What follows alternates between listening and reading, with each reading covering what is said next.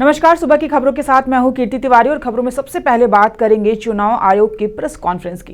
पहले 3 चरण के चुनाव को लेकर केंद्र से आई इलेक्शन कमीशन की टीम ने रांची में सभी विभाग के वरीय पदाधिकारियों के साथ अहम बैठक की। टीम ने 15 जिलों में चुनाव गतिविधियों को लेकर जायजा लिया था, जिसके बाद उमेश सिन्हा ने रांची में प्रेस कॉन्फ्रेंस कर बताया कि चुनाव आयोग पहले 3 चरण के लिए पूरी तरह से तैयार है।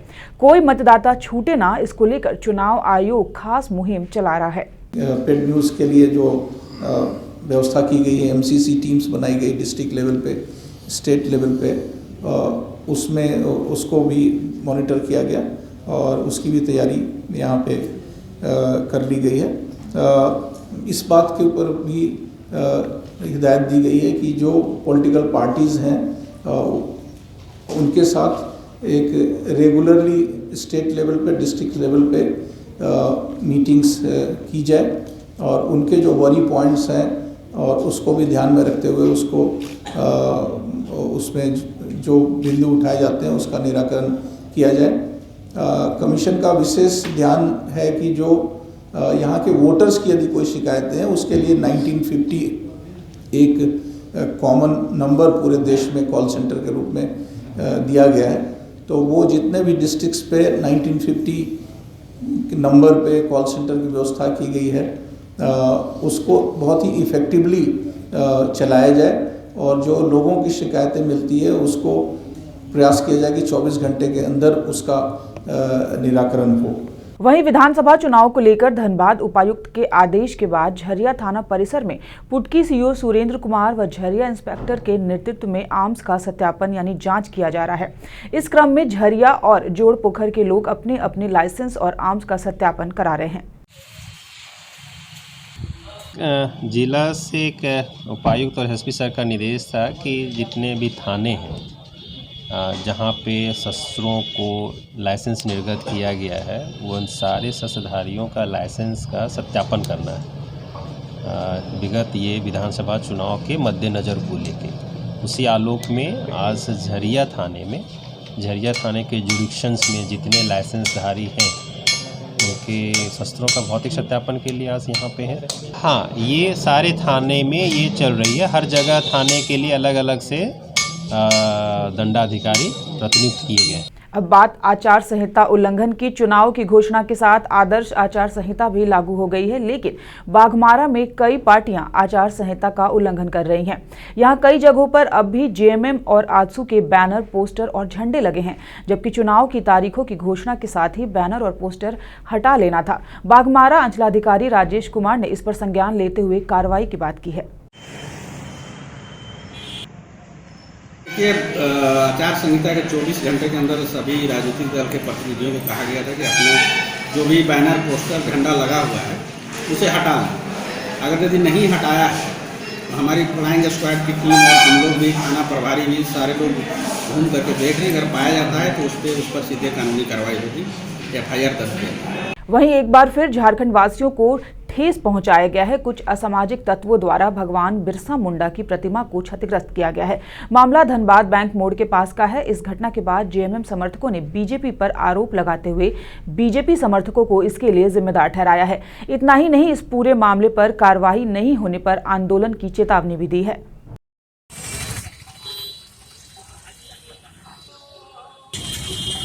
आपको 2002 से हम लोग जो है इसका हम लोग स्थापना किए हैं। ये संस्था का नाम है शहीद बिरसा मुंडा स्मारक स्मृति संचालन समिति।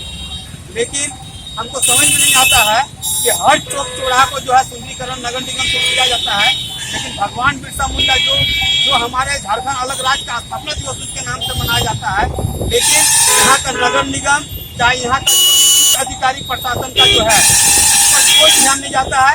एक तो मूर्ति इतना कमजोर लगाया गया है। हम मांग करते हैं कि जो भी जो है, हम कल रात को 10:30 बजे गुजर रहे थे तो देखा कि धनुष का जो है तीर रखने वाला जो खोल है उसको टूटा हुआ है, जबकि ये जानबूझकर असामाजिक तत्व जो है किया गया है। ये सीसीटीवी कैमरा यहाँ लगा हुआ है। सीसीटीवी कैमरा में जो फुटेज इसका निकाला जाए और जो भी असामाजिक तत्व अगर किया होगा तो उसको जो है कड़ी से कड़ी सजा होना चाहिए, ताकि धनबाद शहर में जो भी हमारे महापुरुष का स्टेचू है उस स्टेचू के साथ में वो महापुरुषों के साथ में छेड़छाड़ नहीं किया जाए।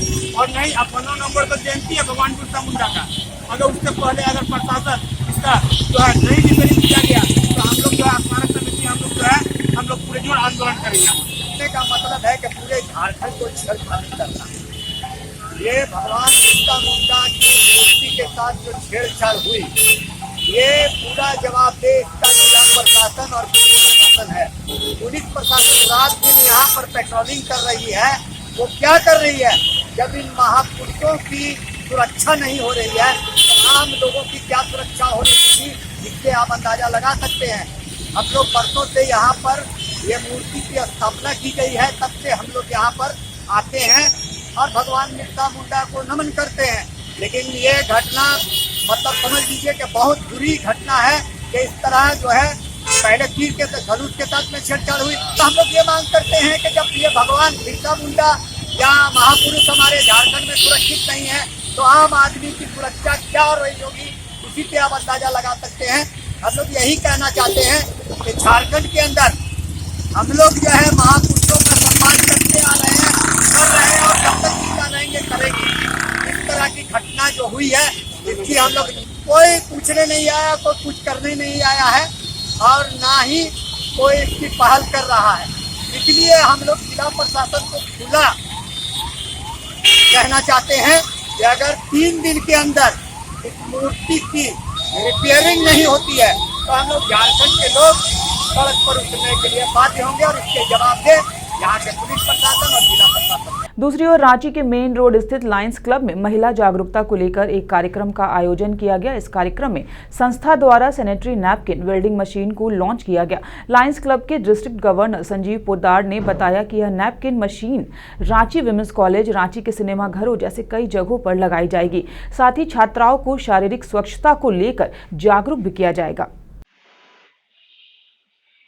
चाहते हैं जितने भी ऐसे स्कूल्स हैं कि गरीब बच्चियां पढ़ती हो, कॉलेजेस हैं, इसके अलावा शहर में भी सिनेमा हॉल है या मल्टीप्लेक्स है या ऑफिसेज है ऐसे जहाँ की महिलाएं बहुत काम करती हो, इन स्थानों में हम लगाना चाहते हैं।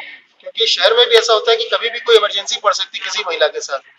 सिनेमा देखने गई, वहाँ कोई प्रॉब्लम होगी तो क्या करेगी? तो उनको पता है कि सिनेमा हॉल के टॉयलेट में, लेडीज टॉयलेट में अवेलेबल है, तो वहाँ जाकर के अपना 5 रुपए का कॉइन डाल करके मशीन से पैड निकाल सकते हैं। इसी तरह स्कूल कॉलेजेस में हम लोग चाहते हैं कि वहाँ जहाँ बच्चियाँ लोग पढ़ती हैं कि वहाँ भी इनको ये सुविधा दें, क्योंकि कई बच्चियाँ दूर गांव से आती हैं और फिर उसके बाद अगर कोई प्रॉब्लम होगी तो कहाँ जाएंगी। इसलिए हम लोग ये सुविधा सब लोगों तक पहुँचाना चाहते हैं। अब बात वार्षिकोत्सव की। विनोद बिहारी विश्वविद्यालय का दूसरा वार्षिक महोत्सव का आयोजन धनबाद SSLNT महिला कॉलेज में किया गया। सभी कॉलेज के छात्र छात्राएं द्वारा झांकी निकाली गई। इस झांकी में बेटी बचाओ बेटी पढ़ाओ के अलावा पर्यावरण संरक्षण संबंधित झांकी आकर्षण का केंद्र बनी रही। 3 दिनों तक चलने वाले इस कार्यक्रम में धनबाद उपायुक्त अमित कुमार ने भी शिरकत की। ग्राउंड से झांकी निकाली है, झांकी का कल्चरल प्रोग्राम, इसमें सभी 15 कॉलेज हिस्सा लिए हैं। झांकी का सबका सब्जेक्ट मैटर डिफरेंट है और उसी के लिए 3 जजेस का किए हैं जो उन लोग अपना जजमेंट देंगे 1st, 2nd, 3rd।